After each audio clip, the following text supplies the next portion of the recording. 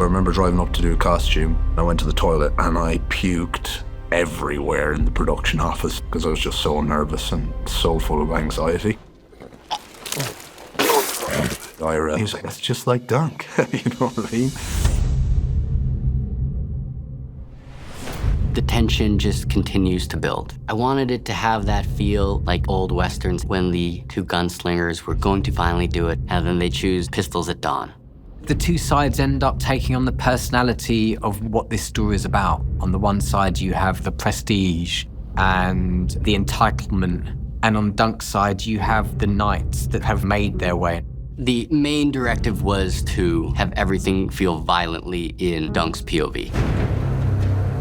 The view out of the helmet that felt incredibly claustrophobic and trapped. And also the fog feels sinister. All of these sorts of layers just to isolate Dunk because his life was now at stake. Sir? My lance, Squire.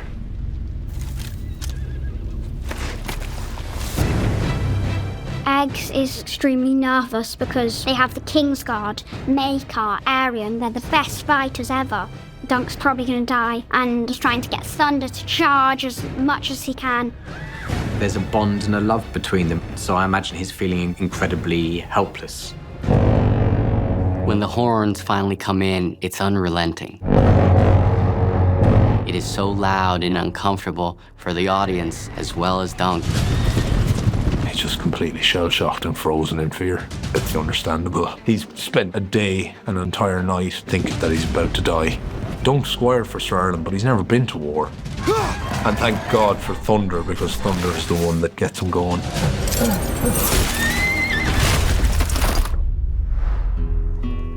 If your mother was alive, she's not coming back for you. You don't know that. I know. I never got nothing by waiting around.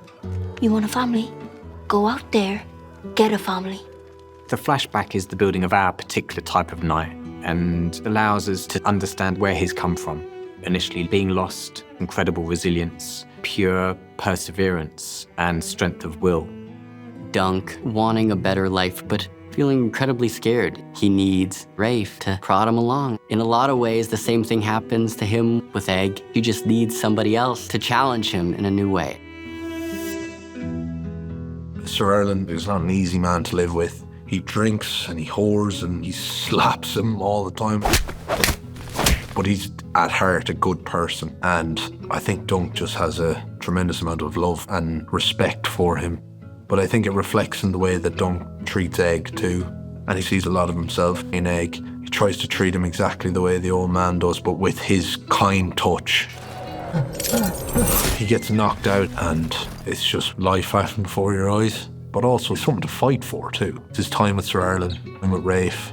If nothing else, get up for them and stand by how they taught you to live. Get up. Dunk is fighting for his life. We needed to tell a story, what it looks like for a smaller, well-trained Targaryen to fight a big, lumbering squire of a hedge knight.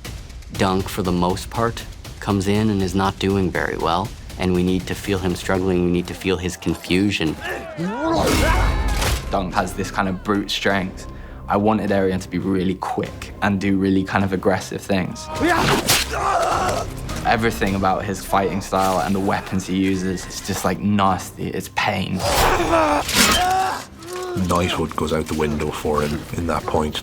George puts that brilliantly in the book, and Ira brilliantly in the script, that there's no Sir Duncan the Tall at that point. It's Dunk of Fleabottom, just fighting tooth and nail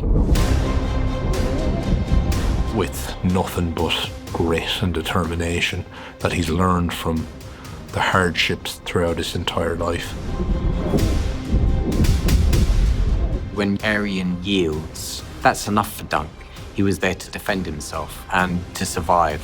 It was pure shame, pure embarrassment that he's given up. And I was like, this is a great opportunity to show everyone what a spoiled child he is. I withdraw my accusation. It's just a testament to the goodness of Dunk. He says he yields and everything comes back to him, and how Sir Ireland raised him, and knighthood comes back to him, and he goes, I'm going to spare his life because I've won. Your Grace, I am your man. I need good men, Sir Duncan. He holds this man's fate in his hand at several moments in the story, and he's got on his mind what the realm needs. And I think that in that sense, he is noble. But at the end of the day, tragically, it is a cruel world. Baelor went against all his royal responsibilities to defend Dunk for the good and honour of chivalry and knighthood. Unfortunately, turns to complete sadness and guilt, tears Dunk's world apart when he realises that he's dead and he's given his life for him. Baelor chooses to do the right thing, and like many people on Game of Thrones who choose to do the right thing, life intervenes as it will. I'm sorry. I'm sorry.